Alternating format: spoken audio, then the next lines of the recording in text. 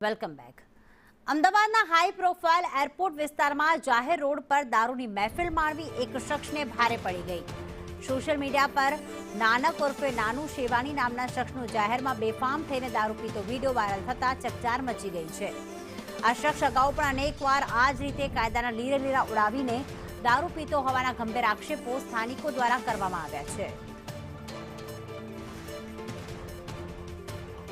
तो dry state गुजरातना कायदाने પડકારતો આ વિડીયો ઇન્ટરનેટ પર હાલમાં ચર્ચાનો વિષય બનતા જ પોલીસ તંત્ર તાત્કાલિક એક્શન મોડમાં આવી ગયું છે, કારણ કે સ્થાનિકો કહી રહ્યા છે કે આ શખ્સો વારંવાર આ જ પ્રકારે હરકત કરે છે। દારૂ પીને અને રસ્તા ઉપર આ રીતે ગીતો ગાતો હોય છે, દારૂના નશામાં આ રીતે અલગ અલગ ચેન ચાળા પણ કરતો હોય છે અને હાલમાં એરપોર્ટ પોલીસે કાયદાનો ગાળ્યો મજબૂત કરીને વાયરલ વિડીયોના આધારે ગણતરીના કલાકોમાં જ આરોપી નાનુ શેવાણીની ધરપકડ કરી લીધી છે।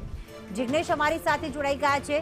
જિગ્નેશ, સોશિયલ મીડિયામાં જ્યારે આવ્યું ત્યારે પોલીસે કાર્યવાહી કરી, બાકી સ્થાનિકો તો એવું જ કહી રહ્યા છે કે આ વ્યક્તિ દરરોજ આ રીતે દારૂ પીવે છે, ત્યારે ડ્રાય સ્ટેટ ગુજરાતમાં કાયદાના અમલવારી પર સવાલ।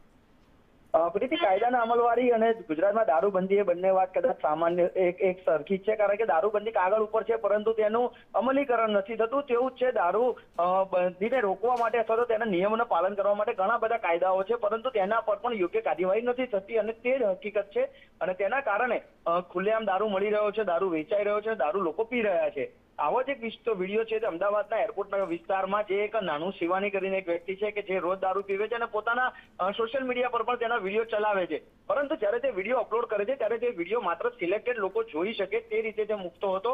પરંતુ આ વિડીયો જ્યારે સોશિયલ મીડિયા પર વાયરલ કરવામાં આવ્યા ત્યારબાદ પોલીસે જ્યારે તેના પેજમાં ઘૂસી અને તપાસ કરી ત્યારે હકીકત સામે આવી કે જે નાનુ શેવાની છે તે અવારનવાર પોતાની ઓફિસ, ઘરે અથવા તો કોઈ પણ જગ્યાએ જ્યારે દારૂ પીવા બેસે છે, બિયર પીવા બેસે ત્યારે તેના વિડીયો બનાવે છે અને વિડીયો અપલોડ કરે છે। જ્યારે તેને જાહેર રોડ ઉપર વિડીયો બિયર પીતો વિડીયો અપલોડ કર્યો ત્યારબાદ એરપોર્ટ પોલીસે તેના વિરુદ્ધ કાર્યવાહી કરી, તેની ધરપકડ કરી અને તેના વિરુદ્ધમાં કાર્યવાહી કરી છે। એટલે કે જે ગાંધીના ગુજરાતમાં દારૂ વેચવા ઉપર પ્રતિબંધ છે, તે જ ગાંધીના ગુજરાતમાં દારૂ વેચાય છે, પીવાય છે, જાહેર રોડ ઉપર તે પીવાય છે અને ત્યારબાદ તેના વિડીયો પણ વાયરલ થાય છે અને આખરે પોલીસને આ વિડીયો મળતા પોલીસ કાર્યવાહી કરે છે। માટે દારૂબંધીના જે કાયદાઓ છે તે હજી કડક હોવા જોઈએ અને દારૂ વેચાતો બંધ કરવો હોય તો તેની કડક અમલવારી પણ એટલી જ જરૂરી છે।